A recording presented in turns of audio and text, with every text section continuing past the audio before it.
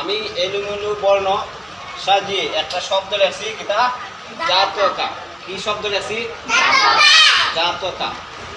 অন্তুষ্ট জয়াকার যা, অন্তুষ্ট জয়াকার যা।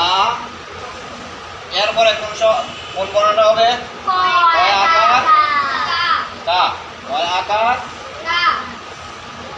কয় আকার কা। এরপরে ক।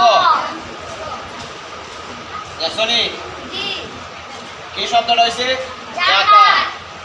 সঠিক শব্দ কি হয়েছে? জাকাত। দেখছো কত সুন্দর লেখছি আমি জাকাত।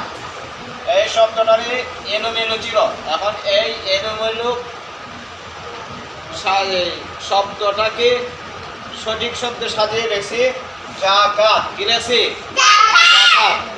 অন্তত জয়াকার যা, কয়াকার কা, তো কি হলো? জাকাত। বানান করো তো দেখি। আমরা তার কাছ থেকে বানানটা দেখবো কিভাবে বানান করতে হয়। সবাই দেখেন। অন্তত জয়াকার, অন্তত জয়াকার যা, কয়াকার কা,